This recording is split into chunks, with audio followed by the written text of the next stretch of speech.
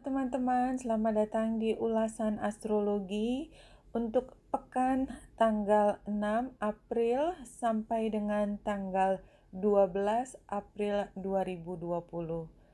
Teman-teman, bacaan ini adalah bacaan kolektif atau kalayak, tidak melihat zodiak, dan semua ulasannya adalah ulasan astrologi dengan melihat chart yang ada di depan ini.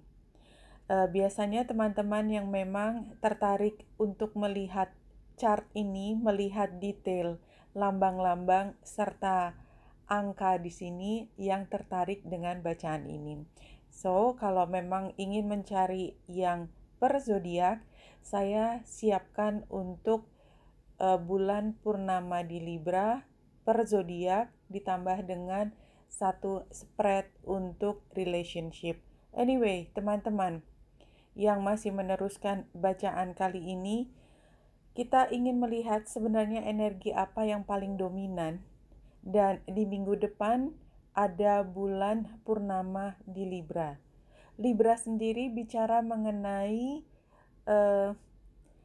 keseimbangan, balance, dan ini tanggal 8 April. Tetapi tampaknya keseimbangan ini sukar diperoleh selain karena memang bulan purnama itu bukan saat untuk seimbang juga, karena jelas dari chart sudah langsung oposisi. Oposisi itu berusaha menyeimbangkan dengan cara memilih salah satu. Seperti kita ingin menyelesaikan pembukuan, kita harus yakin saldo terakhirnya adalah 0, begitu kan? Debit sama kredit sama dengan 0. Kalau sampai minus atau plus, berarti ada yang salah.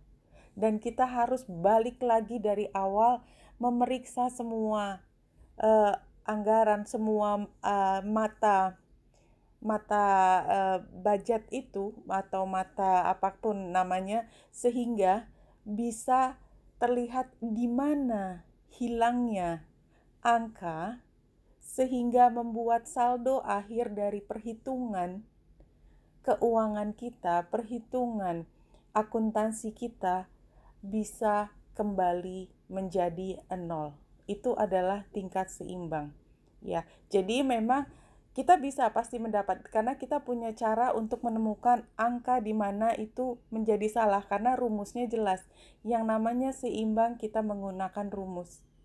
Walaupun dalam sosial rumus itu tidak sepenuhnya dipakai karena nilai keseimbangan, nilai positif negatif itu adalah relatif.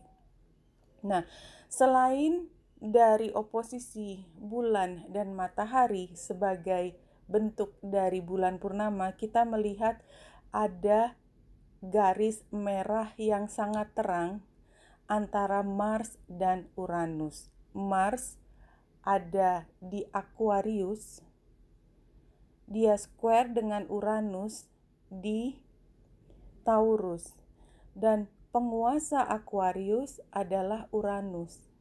Mars ada di rumahnya Uranus dan membuat square dengan Uranus yang tidak sedang ada di rumahnya sendiri. Artinya, kita melihat di sini ada invasi. Itu yang kita rasakan. Kita itu berada di luar dan orang lain masuk ke rumah kita, rasanya seperti itu. Atau kita merasa harus masuk ke rumah orang yang orangnya tidak ada di rumah dan kita pastikan kita menguasai rumah tersebut. Nah, dari situ aja sebenarnya energinya bukanlah energi yang mudah, bukan energi yang harmonis. Dan ketika bulan purnama di Libra menjadi topik, di mana letak balance-nya, di mana letak keharmonisannya yang digambarkan oleh Libra. It's so hard. Memang pada saat ini bulan purnama di Libra ini bukan bulan purnama yang mudah. It's going to be hard. Dan sebenarnya kalau kita melihat Mars itu sendiri, Mars itu seperti tentara yang memaksakan sesuatu. Dan kalau kita lihat tidak di negara ini ya, di negara lain di mana dipastikan orang berada di rumah, dipaksakan, dijadikan kebijaksanaan, maka yang ada adalah jika orang keluar rumah adalah sesuatu yang salah dan harus ada otoritas Mars. Ada otoritas Mars dan Saturnus memastikan kebijaksanaan itu, aturan tersebut bisa dijalankan. Di rumah Aquarius yang bicara mengenai inovasi dan breakthrough, break free. So energinya sangat berlawanan. Energinya jelas ini adalah argumen yang sangat keras. Sehingga memang kalau kita lihat energi secara keseluruhan adalah kita harus aware. Situasinya memang sangat conflicting. Entah itu di level pribadi, karena kalau kita bicara chart sebenarnya kan dia mulai dari individu, regardless di luar itu adalah refleksi dari apa yang energi ada di sini. Tapi kita tidak harus menjadi bagian yang langsung immediate dengan energi kolektif. Kita tetap bisa menggunakannya dari energi personal kita. Ketika kita menggunakan energi personal, maka kalau kita sadar bahwa konflik itu ada di dalam diri kita, mudah-mudahan kita bisa mencari cara untuk bisa keluar dari situasi yang tidak nyaman ini dengan penuh kesadaran untuk menghindari masalah menjadi memburuk. Dan tadi kembali lagi, poin utamanya adalah keseimbangan, keadilan, perasaan fair. Kalau kita merasa diperlakukan fair, ya, saya nggak tahu bahasa Indonesianya adil, tapi itu kayaknya terlalu berat. Fair itu artinya ya memang situasinya gini, tuntutannya begini, maka ini yang saya bisa kontribusikan. Situasinya menghambat dan saya tidak perlu memaksakan, sehingga kalau saya memaksakan berarti energinya lebih, saldonya jadi nanti minus atau plus. Jadi biasa-biasa aja deh, oke saja, fine aja, kita seimbangkan, sesuaikan dengan kondisi lingkungan. Situasional sajalah kalau orang bilangnya begitu, kira-kira seperti itu. Nah, sebenarnya kalau kita lihat dari 6 April ini kan hubungan antara Pluto dan Jupiter dengan Neptunus itu sebenarnya sudah ada sampai tanggal 12 April. Sudah hilang si 12, tapi ini kita lihat jadi tanggal 9 masih dengan Merkurius, tapi yang jelas di sini di titik di mana Capricorn punya hubungan sextile dibantu oleh si Pluto dan Jupiter dengan Neptunus dan Merkurius. Merkurius bergerak relatif cepat karena kita lihat tanggal 6 Merkurius ada di 22, tanggal 12 Merkurius sudah masuk ke Aries. Tetapi karena Pluto dan Jupiter adalah planet yang jauh sehingga dia tidak terlalu bergerak. Jadi energi Pluto, Jupiter, dan Neptunus stays di situ. Kalau kita lihat yang paling menonjol sebenarnya adalah Pluto dan Jupiter, dan ini bukan kali minggu ini saja, ini sudah lama terjadi, ya. Artinya conjunction antara Jupiter dan Pluto. Jupiter berada di satu zodiak itu sekitar 11 bulan. Jadi kalau sekarang sudah di 25 derajat, masih ada beberapa bulan dia akan di sini, di Capricorn maksudnya. Nah, sebenarnya sudah pernah dijelaskan kemarin bahwa Pluto itu bicara mengenai titik terakhir, penghabisan, transformasi, bukan lagi awal. Tetapi karena dia berada jauh sekali, maka dia mengakhiri sesuatu yang sangat besar karena dia periodenya lama. Ini seperti satu periode yang panjang di mana kehidupan kita juga sudah bergerak jauh ke depan. Nah, berada di satu titik untuk perubahan itu berarti perubahan yang dahsyat tetapi takes time.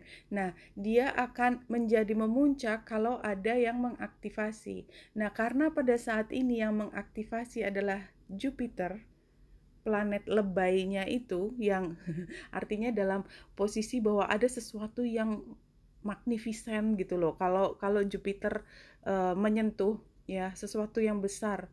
Nah, ini adalah termasuk efek di mana peningkatan intensitas dari sesuatu yang bergerak, yang bertransformasi itu masih berjalan, dan itu takes about a month and more ya, bahkan lebih. Dan ini adalah salah satu dari minggu di mana memang aktivasi itu memuncak, karena kita lihat pada tanggal 5 April ya, hari Minggu tanggal 5 itu tepat bersamaan 24 derajat 53.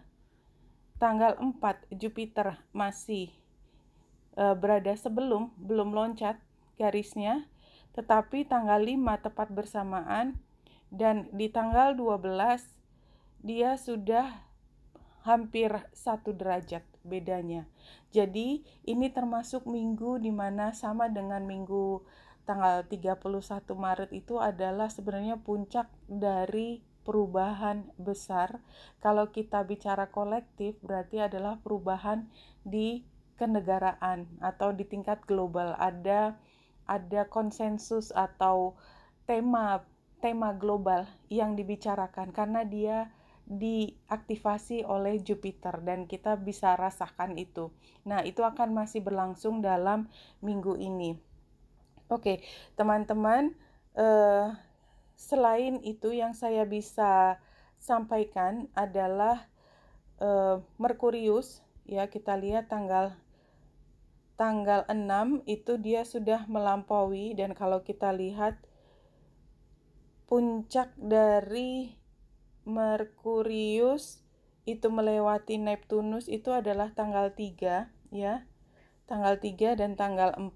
Tanggal 4-nya kalau diingat-ingat tanggal 4 apa yang paling membuatmu confused?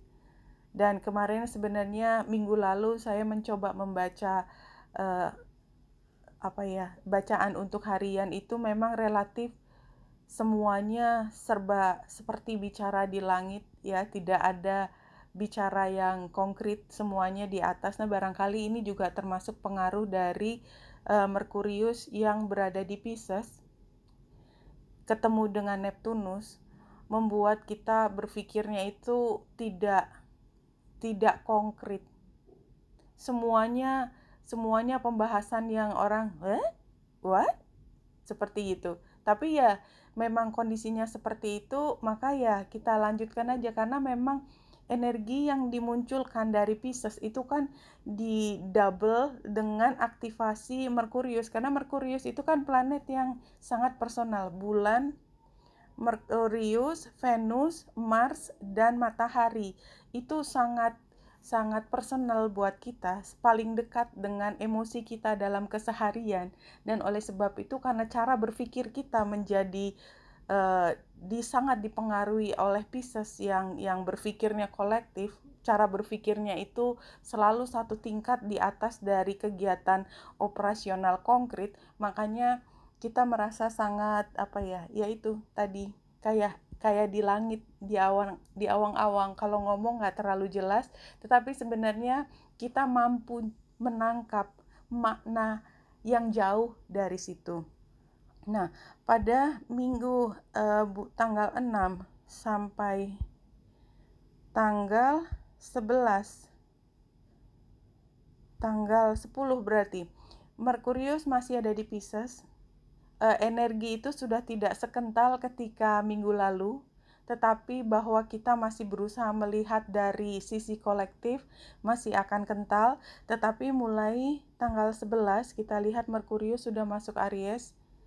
Itu ketika kita sudah bisa mulai mendaratkan apa yang kita pikirkan untuk menjadi sesuatu buat kita melangkah ke depan. Kira-kira seperti itu. Dan kalau kita lihat pada tanggal 12 April, apa sebenarnya energi yang paling dominan di akhir minggu depan adalah ketika bulan sudah sampai di Sagittarius dan dia harus square dengan Neptunus. Dan karena kita baru membahas tadi tentang bagaimana kita berpikir secara kolektif, pikiran banyak orang, bukan apa yang siap kita lakukan di depan mata kita, dan bulan termasuk energi yang personal, dia ada di Sagittarius, maka energi itu mungkin akan datang lagi. Kita berpikir secara kolektif untuk kepentingan banyak orang, seperti tidak membumi, tetapi karena square, energinya barangkali termasuk energi yang tidak sabar, ya. Temperance itu kartu dari Sagittarius kalau di tarot itu menunjukkan bahwa energi Sagittarius itu akan matang kalau mampu mengendalikan emosi, dan kakinya satu di air, emosi yang marahnya karena dia api, sebenarnya zodiak api, dan satu kakinya di tanah. Maksudnya adalah walaupun kita punya emosi yang begitu bergejolak, tapi kita tetap berusaha untuk menyeimbangkan, dan kaki kita menapak ke bumi, memastikan bahwa apa yang kita bicarakan itu adalah sesuatu yang material, bisa dimaterialkan. Tapi itu square, sehingga kita mengupayakan hal itu, kita bisa mendapatkannya, tetapi mudah tergoda untuk kita hanya sibuk pada gejolak emosi saja. Dan kalau kita lihat terakhir, Merkurius sudah ada di Aries di 1 derajat 36 menit ini square dengan North Node.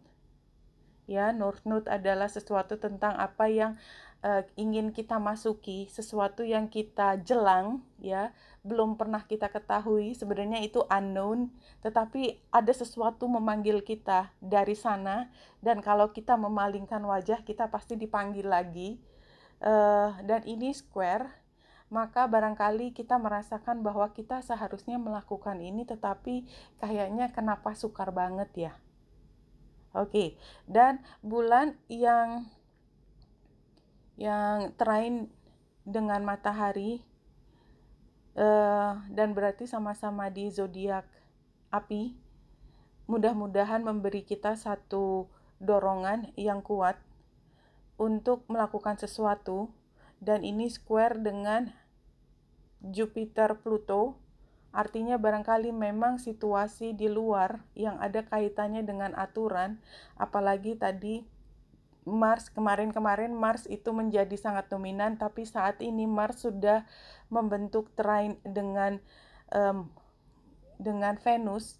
Mungkin ini adalah rekonsiliasi energi yang memanas di beberapa hari lalu, itu sudah bisa mulai dibicarakan. Oke? Tapi tentu saja karena focal point-nya masih Chiron dan Lilith, maka rekonsiliasi dari energi yang menyakitkan tetapi bisa healing itu menjadi fokus utama untuk minggu ini. Oke teman-teman, itu ulasan astrologi yang bisa sampaikan untuk minggu ini. Saya sedang membuat satu channel lagi, saya belum isi, nanti namanya astrologi mermaid atau mermaid astrologi, saya lupa, dan di situ nanti bicara mengenai pembelajaran. Jadi kalau ini bicara tentang keseharian, maka di channel yang satunya nanti bicara mengenai dasar-dasarnya. Jadi tidak semua mengikuti transit, tetapi membahas apa yang dibalik itu, buat teman-teman yang ingin belajar lebih jauh tentang membaca chart astrologi, memahami simbol-simbol yang ada di chart, dan kita bersama belajar apa yang bisa kita pakai dari simbol-simbol itu untuk menginterpretasikan berbagai gerakan di langit. Oke, Wenita Indrasari sini, semoga membantu. Salam hati dan cahaya.